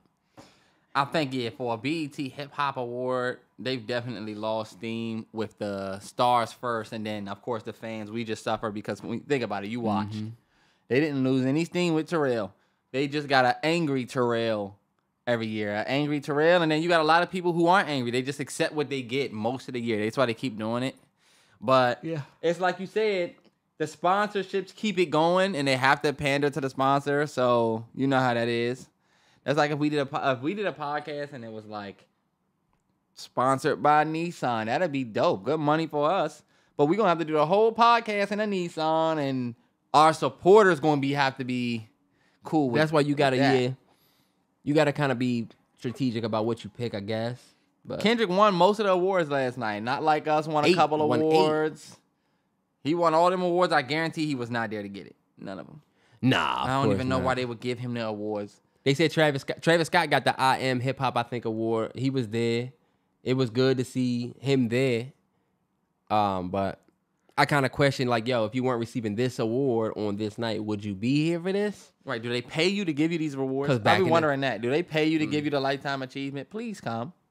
Who exactly? That's what I'm saying. I don't know. Or did you just take it as an honor and you go because it's going to give you, like, it is going to give you, you know, some probably, I don't know. It's probably like good, good for people to see you. It's good marketing.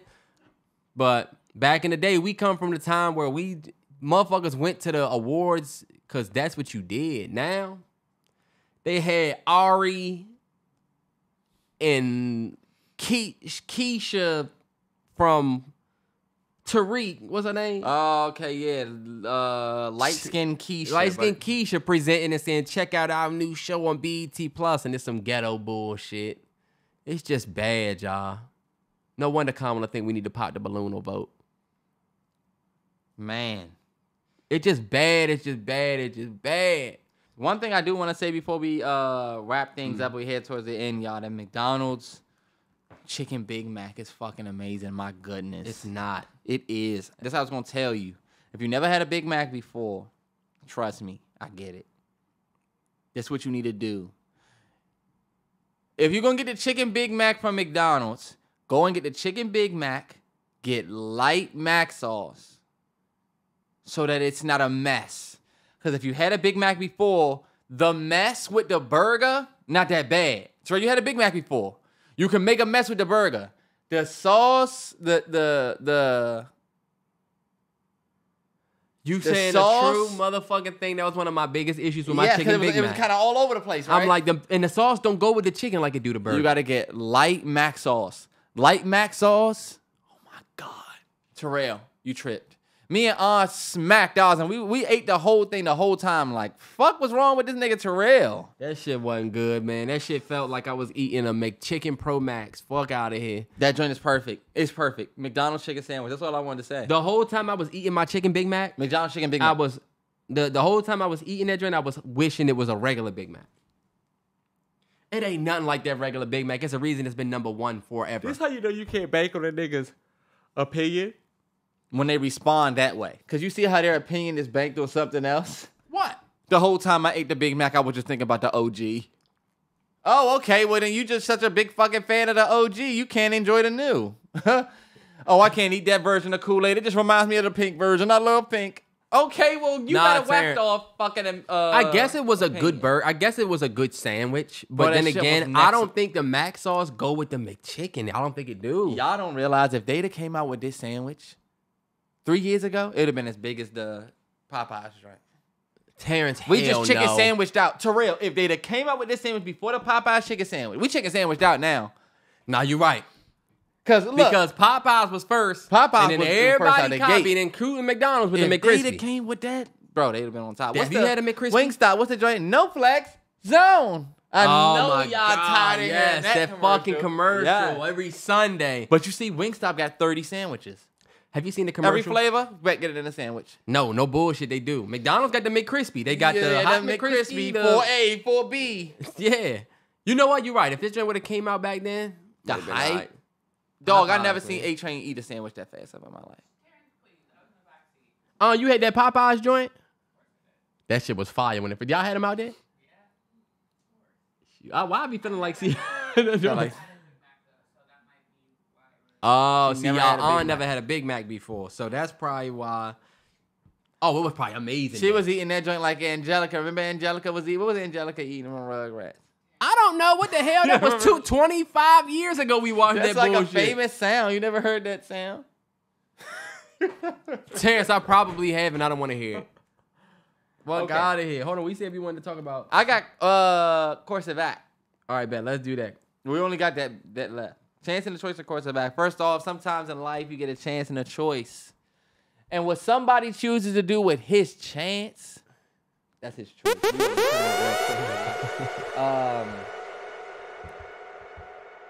Did you say that right? Yeah, I did.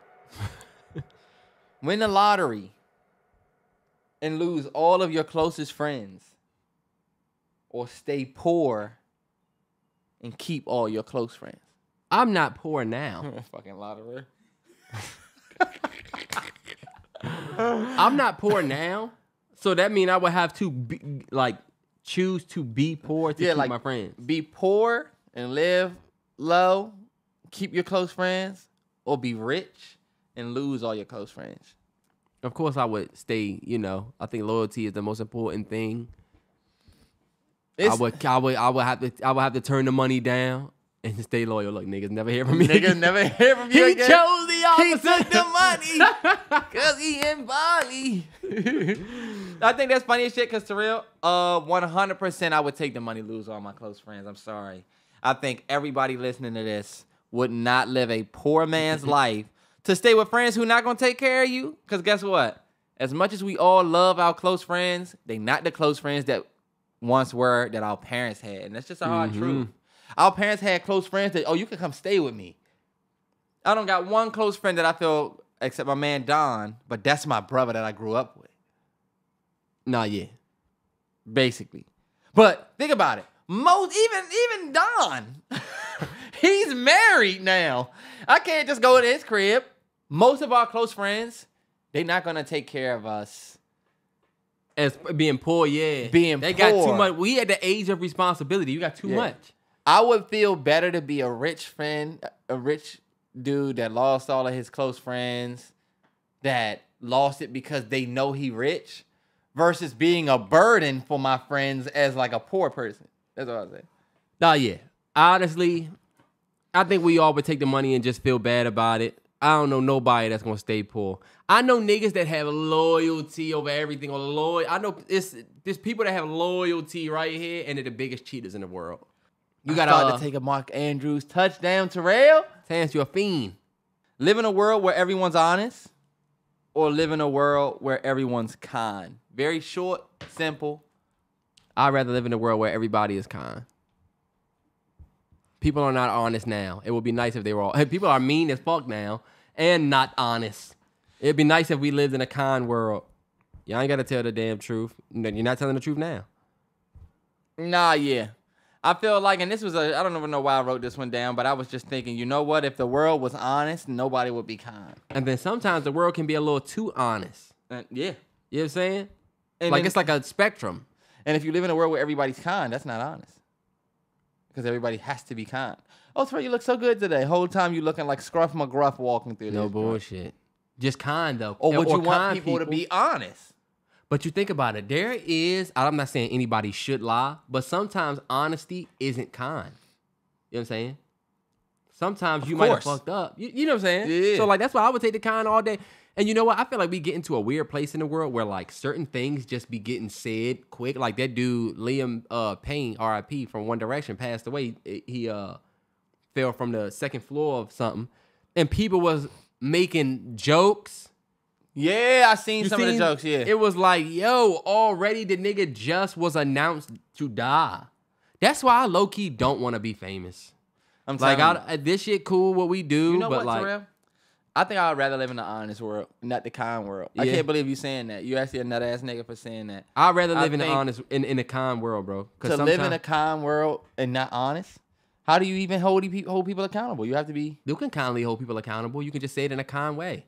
That's like people that think gentle parenting is all like, oh my God. I guess when like you there's think such a kindness is not. I guess when you hear kind or honest, you think of one without the other. Because you basically saying, oh, you can be honest and kind. You can be kindly honest. Okay, but we said kind and honest, which means one without the other. Ooh, I'd rather take the that's honesty because an honest world, I'm going to be real. In a kind world, it's going to be a big mystery. That's kind of the world we live in now. You walk in and everybody who's in there say, oh, nice to meet you. Oh, okay, what would you like? Fried rice and chicken, huh? Bet. We already knew you wanted that. $10. Get your stupid black ass out of here because we really don't fuck with you anyway. That's the world we live in. But they was nice to you. They got your black ass to eat and come back. And come back again. Nah, yeah, I think you might be right. I think I might flip. I'm going to flip to the honest because... If they was honest and said, what does your black ass want? The world would legit change. The world would be different. Everybody would end up in certain, like, the ecosystem of how everything worked would change because people would have to be honest. You had to be honest. You see the Kamala joint. Who are you voting for in this year's election? You're not going to have to get off the, well, actually, when we watched Love is Blind, the dude who was like a 5th% black, but he's 0.2% black, but he sounds like the most whitest dude ever. Is he black, though? Does he look black? Bro, no. I don't care what y'all say. He doesn't look black. He just said he was 2% black. I guess you could... He's Adonis black. Drake's son black. Okay. All right. Oh, like that's what he looked like? Yeah. Like a grown-ass version of that. That nigga's 50% black. Well, no, that nigga's... No, I think I'm going to flip and go with the honesty, Honest world is the best world. That's what I'm saying. She asked him, who did you vote for in the last election? And he was like, oh, well, I was...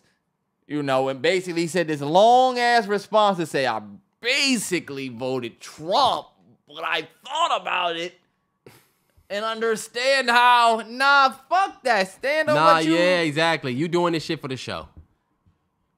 And if we lived in an honest world, we will be able to see that shit.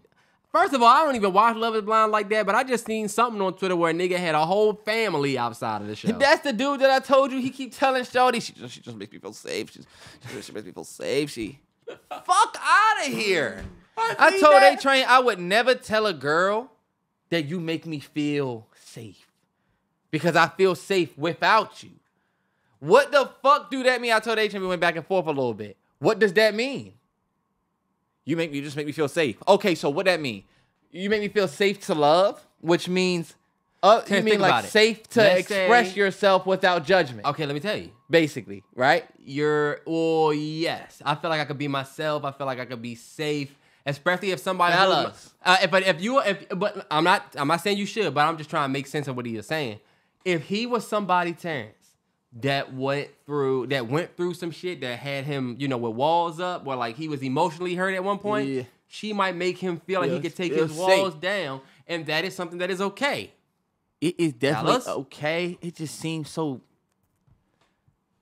It seemed like something your lady says to you. Maybe that's me. Your woman says, yo, you make me feel safe in a world full of men. Does An make you feel safe in the relationship? Does she make you feel like, yo, I don't got to worry about you being on no bullshit in this relationship? Yeah. So, okay, cool. So you agree with the nigga. But this is my thing. I'm not out here saying well, if they ask me what I love about Anjali, right? It ain't going to be that she makes me feel safe. I would never say, but think about it. Everything I would say about A-Train would be about A-Train. It's not going to be about me. You ask a nigga what he like about his chick, he start talking about himself. What does that say about his chick? If he says she makes him feel safe, that isn't about him. That's about her. Is it? Yes. She makes me feel safe. She. Is that about her or you? What do you like about G? What do I love about... You want me to tell you on air? Yeah. Okay, bad. Well, not really, whatever. You don't got to, but I feel like if I asked you that, I don't think you're going to talk about yourself first. He didn't talk about himself. Make me feel safe. That lady, that her father literally said, what about her made it so that you said you want to marry her? What about her? And you said what? The dude said the main thing I've been telling everybody is that she makes me feel safe. Okay. But look. So what should he have said, T? What should he have said about the girl? You wouldn't watch the show. What do you think? If somebody telling me why they want to marry Sonny, right? No. You. Or if I'm Let's say MD asks you. Okay. Why you want to marry her then, nigga? How about that? What if it's smoke? It's gonna Why? It's gonna be all things that tie to our love. You know what I'm saying? It ain't gonna be about her saving me from a past trauma. I'm not gonna I don't want a nigga telling me, yeah, I've been through a lot and Sonny calmed me down. Fuck you, nigga. You need to go to fucking therapy. My daughter not no fucking therapist. That's why you want to marry her, because she makes you feel safe. What happens when she don't? Oh, then what? Because like guess what? At the safety. In a marriage, An might not always make me feel so safe. I might start saying, fuck it, Terrell, we can shoot again. Fuck it, I'm not going back home. And An say, all right, nigga, since you're not coming home, I'm doing me. Now I'm like, oh shit, I need to get my shit together. She like a bruh picture on Instagram. You know how relationships go. Oh shit, the nigga, you have a very you are just... Terrell, I swear I'm one of the realest niggas y'all know, because that's how it goes. All I'm saying is, I don't want to hear that when you tell me how you feel about somebody. Terrell, you would never answer the question that way, and you a black ass no. You ain't gonna say. Oh, I would say, yo, G does make me feel safe. She 100%. You wouldn't say it to. You wouldn't say it to her father if he asked you. But if somebody, okay, so if you ask me what I love about Gigi, right? So first thing I would tell you is her beautiful feet. You gotta get his brownie points too. No. It would be more so about like who she is as a person. Like she as a person. You know what I'm saying? Like, is a dope person. Like I would start at the person. Like I fell in love with who she is. Okay, see? You're not gonna talk about what she does for you. Think about if somebody was married. I wouldn't start there, but that don't mean the nigga that started there was wrong. I don't like the nigga. And that's what the nigga ended up having 3 kids. Terrell, I'm sorry. All right, the podcast is done. The podcast done unless you want to do this last course of action. All right, Leah, one more course of action, then we get out of here. Last course of action. You ready? Oh, look, the Chargers-Cardinals game just done. Who gives a fuck? You know your boss is sleeping with your coworker. I'll start over. You know that your boss is sleeping with your coworker, and it's you up against them for a promotion. What's your course of action? How do you handle this situation? This is good to talk to Mr. Businessman, Mr. I've lit a floor, I've been a boss. In order to be a boss, you got to be this type of man to be a boss. That's Terrell. Bet, since you've been a boss, you had the big name tag, sir. How do I know that he's fucking with it? Do I have proof? You know. Okay, bet. Cool. Okay, so I know it. Cool. You know it. Do you have proof? Meaning video of said fuck? No. But I know.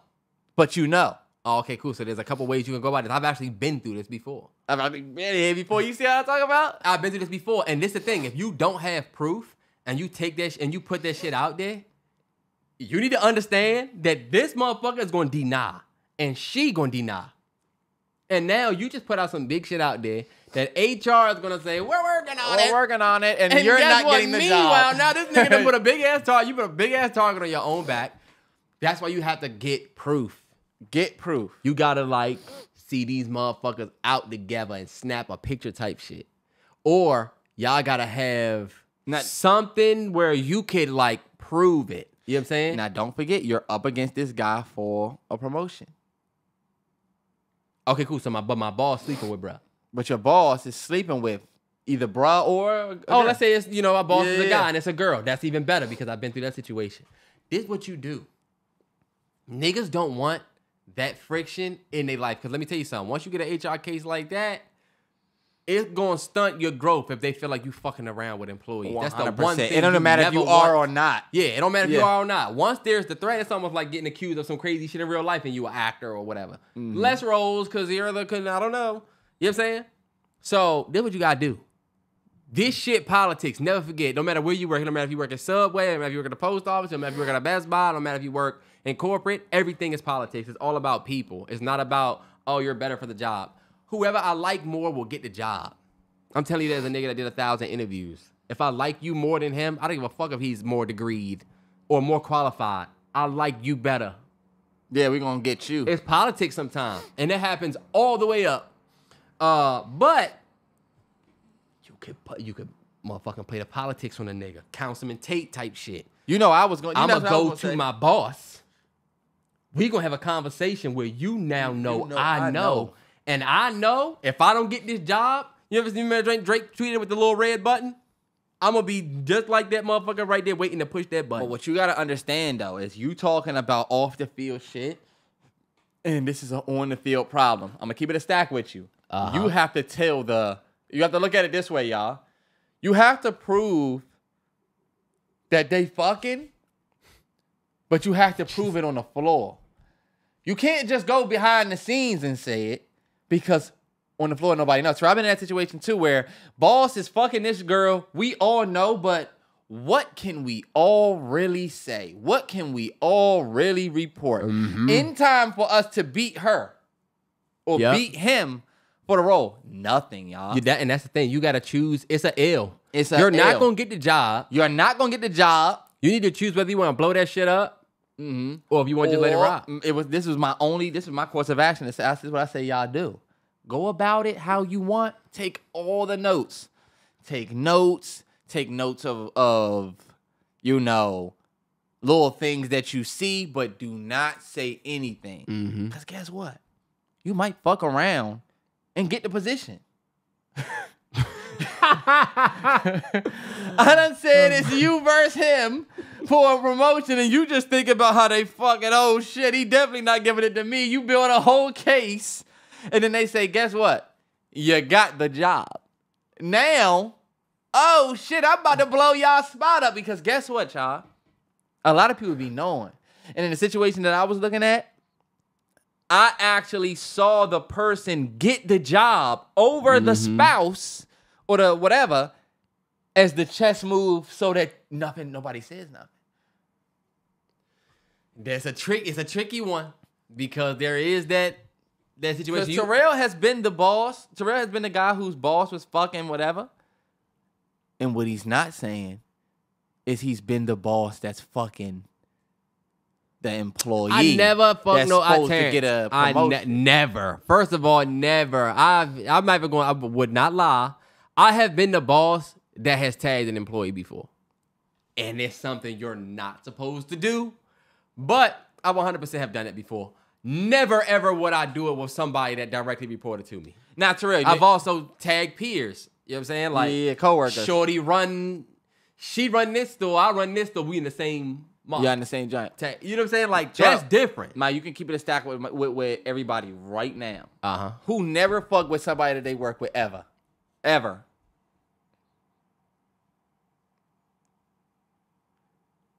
I guess you. Is this supposed to be you? Yeah, me. I have a staunch rule. No, I never. Okay, yeah, that's true. I never fuck with a coworker. But you had hella employees that. Son, I had little bullshit. Yours was different though, T. You was still good for. You are a terrible manager, bro. I just have to tell you up straight up. No, I was not. You were a terrible like manager. And the reason why I say that is because you definitely wasn't on no trying to fuck employee shit, but you definitely had favorites. And them favorites got what they wanted. And you would make excuses for those favorites. We're not talking you would about make them favorites. We're not talking about giving motherfuckers an early lunch break. We talking about fucking. You're dipping dick in a chick. I'm giving a chick an extra 15 minutes on a lunch break. You're dipping dick. Man, that... You in the back seat. Yeah, Michelle. Oh, Michelle. That's my Michelle. That's my Michelle on the lunch break. Terrance, please. I've never done no crazy shit like that. First of all, like, not on a lunch break, Terrell, but you know what I mean. I never was in a consistent, doing this with an employee. It was always one-off if I did it. Terrell, and I only did it twice. Do y'all see how Terrell, y'all will notice this, he still speaks as if he has like a job interview coming up and he don't need a rep. He's like, I would still never, because he's still... No, because first of all, you trying to make it seem like, first of all, and then like with your black ass, you trying to get on here all holier than thou, like you never had a work joint that you actually would do it, but you just didn't because of some rule or whatever. But it don't change the fact that that motherfucker might still get perks and shit that other motherfuckers don't get. You the motherfucker that's acting like, yo, who never did a line of coke in here? And okay, I never did. You never did, but nigga, you still. You the nigga that did the coke and you like, okay, but you smoke every day. You drink. Yeah, nothing's gonna add up to your coke. You drink a coke every day. That's not healthy. Okay. He's mad that he has to own his line of coke every morning. I just don't like the nigga try to pop out and say, "Oh, who never did this?" I never you felt think you only did it now because you're it. not. Okay, but yeah, you the nigga that never robbed a bank, but nigga, you robbed a grocery store. We've seen. Like, also, it's different. I wasn't really working with nothing to be. Terrell actually worked with a little bit more better pressure than me. I wasn't really working with. The Terrell, city you worked in, period, had pressure. Terrell, no, the city you worked in, period, because why? It was a whole bunch of random motherfuckers. The worst thing about me, you meet somebody, you meet a motherfucker, everybody knew. In the area I was in, Terrell could meet a joint out that joint that's from... This is back when Terrell was working in VA. I was working in Maryland. Are you kidding me? You definitely... I was fellas, on that Franconia side. Terrell, okay, so you used to date out here. You know damn well, if you got Hinge or Tinder or whatever, you need to open up your VA bracket, because if you just do straight Maryland joints, you're getting cooked. You know, when I worked in VA, bro, I did not date a lot of women from VA, and I tried to. I dated a lot of women from Maryland. But you knew VA got the sleepers. You knew that. Oh, 100%. And you knew Maryland? 100%. Maryland was a little bit of a hot joint. It's kind of hot. Maryland is so big and different, though. Like, Virginia, of course, is big and different, but the piece of Virginia that we're in, we ain't going to Roanoke. You know what I'm saying? We're not going way into the... I wonder where... Northern VA. Gigi's little spot out there where she at, where all the little whatever's out. That's why I see... You see how we talking about VA? Made me think about A-Train. I wonder what little spots out there they got. Fiance from Maryland, though. You see? Still get ready to marry that chick. You the one went across the damn globe. What's that Funny as shit because it's something that you would never predict. When Terrance told me that Aunt hit him back, I'm like, okay. Please, What did don't she make it say? even seem like I was that giddy Thanks for a for hit the- back. What is she? You know how you said, yo, you the most beautiful girl I ever seen in my life on IG. You come up, fellas, y'all been there. You come up with the most smoothest shit you could think of that's not too corny, not too bad to reply to her story with or hit her DM, and she hit you with the Thanks. I was getting that from A-Train thanks for... with all the S's. I was getting that or from A-Train all. for years. Nah, It was one T, it's year. It the- was her birthday. It's the all thanks joint. Yeah, all thanks. Damn, I'm a kid. All. If a girl hit you with the all, That and shit. that's it. Sometimes I'll just go back and look at me and A-Train old Justice turned Hill kid. touchdown. I could have took it. Mhm. I'll look at me and A-Train old messages and just see how she was carrying a nigga. Like the all thanks was cool, but it was Aw. her birth. It was always telling her it was her birthday one year. I said happy birthday. Nothing. Fellas, them losses, them L's turn you to a man. They Turn you do. to a man, they do. That ML turn you to a man. And let I me don't care what know, nobody say. A-Train would have got stunted on like any other joint if she would have whatever. I'd have been stunting on her. And now guess what? Right.